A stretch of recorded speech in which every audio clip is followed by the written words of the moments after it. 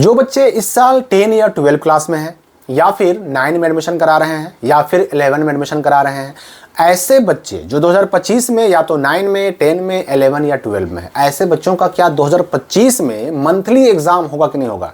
क्योंकि 2023 ईस्वी से ही मंथली एग्जाम का सिस्टम चल रहा था। 2024 में भी चला, हर महीने एग्जाम होता था, हर महीने परीक्षा होती थी, 9 का भी, 10 का भी, 11 का भी और 12 क्लास का भी। तो 2025 में मंथली एग्जाम होगा कि नहीं होगा, और अगर नहीं होगा तो कौन सा एग्जाम होगा? बहुत सारी बातें हैं, बहुत सारे कन्फ्यूजन है। मैं आपको पहले बताता हूँ कि देखिए, जो नवंबर का महीना था 2023 में, उस वर्ष नवंबर के महीने में ये नियम लाया गया कि अब जो 9, 10, 11, 12 के बच्चे हैं उनकी हर महीने परीक्षा ली जाएगी, हर महीने एग्जाम लिया जाएगा, और लिया भी गया।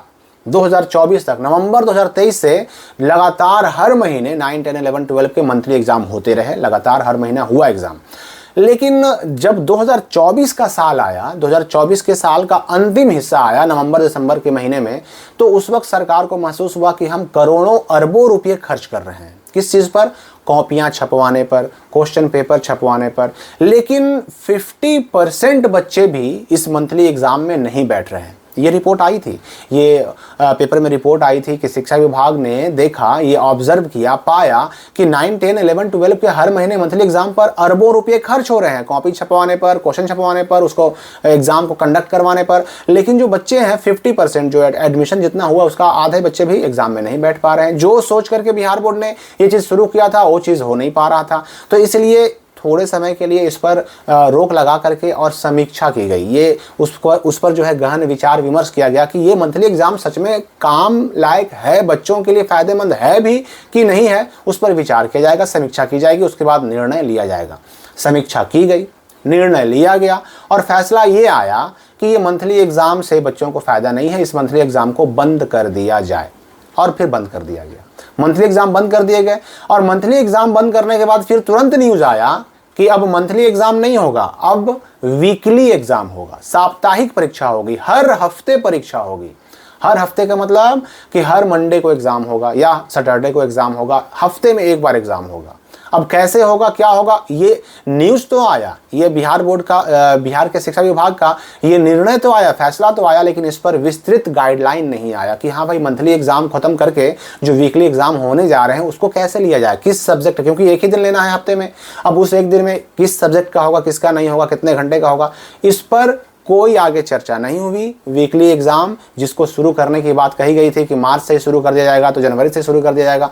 देखिए अप्रैल भी खत्म होने वाला है, वीकली एग्जाम शुरू नहीं हुआ और ना ही इस पर कोई विस्तृत गाइडलाइन आया। अब रही बात कि 2025 में आगे क्या होगा, तो देखिए एक चीज़ तो साफ है कि अगर मंथली एग्जाम की बात करें तो इसके दोबारा शुरू होने के चांसेस कम हैं। अब इसकी जगह पर क्या आएगा ये तो अभी आने वाले वक्त में मालूम पड़ेगा, ये कहना मुश्किल है, लेकिन मंथली एग्जाम शुरू होने के चांसेस कम हैं। कम इसलिए मैं बता रहा हूं क्योंकि जो सोचकर बिहार के शिक्षा विभाग ने या फिर बिहार स्कूल एग्जामिनेशन बोर्ड ने इस व्यवस्था को शुरू किया था वो लक्ष्य प्राप्त नहीं हो सका। बच्चों ने इस एग्जाम में इंटरेस्ट नहीं लिया, बच्चों ने इस एग्जाम में भाग लेने में उतना रुचि नहीं दिखाया, और दिखाया भी क्यों? आपने भी देखा होगा कि हर महीने मंथली एग्जाम शुरू होने से पहले ही क्वेश्चन पेपर पूरा यूट्यूब वगैरह पर हर जगह वायरल हो जाता था। मतलब बहुत सारे यूट्यूबर जो है क्वेश्चन वगैरह जो है वायरल कर देते। तो जब एग्जाम से पहले ही पूरा क्वेश्चन बाहर बच्चों तक पहुंच जा रहा है तो फिर उस एग्जाम का मतलब ही क्या हुआ, क्या मायने हुआ? कुछ तो फायदा हुआ नहीं। और यही नहीं, एग्जाम अगर कहीं पर हो भी रहा है किसी स्कूल में या किसी संस्था में, अगर एग्जाम मंथली एग्जाम होता भी था तो उसमें बच्चे आराम से मोबाइल निकाल कर लिख रहे हैं, तो कॉपी लेके गए हुए हैं, किताब लेके गए हुए हैं। मतलब परीक्षा के नाम पर कुछ ऐसा जो होना चाहिए वैसा कुछ भी नहीं हो रहा था। तो बच्चों को जो लाभ मिलना चाहिए था वो नहीं मिल रहा था, इसलिए मंथली एग्जाम के चांसेस तो कम है। लेकिन चूंकि भाई हर मामले में अंतिम फैसला करने का अधिकार तो शिक्षा विभाग का होता है, बिहार स्कूल एग्जामिनेशन बोर्ड का होता है। तो आने वाले वक्त में क्या होगा ये हमें देखना होगा। लेकिन एक बात तो याद रखिएगा कि जो त्रैमासिक परीक्षा या फिर हाफ ईयरली एग्ज़ाम और फाइनल एग्ज़ाम जो होते थे ये तो 100% होगा ही होगा। यानी quarterly exam, half yearly exam and annual exam, ये तीनों एग्जाम तो होंगे ही होंगे। 9 के लिए भी, 10 क्लास के लिए भी, 11 क्लास के लिए भी और 12 क्लास के लिए भी ये तीनों एग्जाम 100% होंगे। और जो 10 और 12 के बच्चे हैं उनके एनुअल एग्जाम की जगह पर उनका क्या होता है, तो सेंटअप एग्जाम होता है उनका। मतलब ये हुआ ना कि 9 और 11 का एनुअल एग्जाम होगा, तो 10 और 12 क्लास का एनुअल के बजाय उसकी जगह पर सेंटअप एग्जाम होगा। तो ये एग्जाम तो होंगे ही होंगे, इसमें कोई दो राय नहीं है। अब आगे आने वाले वक्त में बिहार बोर्ड से, शिक्षा विभाग से क्या निर्देश आते हैं, क्या डायरेक्शन आते हैं, उसके बारे में आगे आपको जानकारी मिलती रहेगी। इस वीडियो के लिए फिलहाल इतना ही।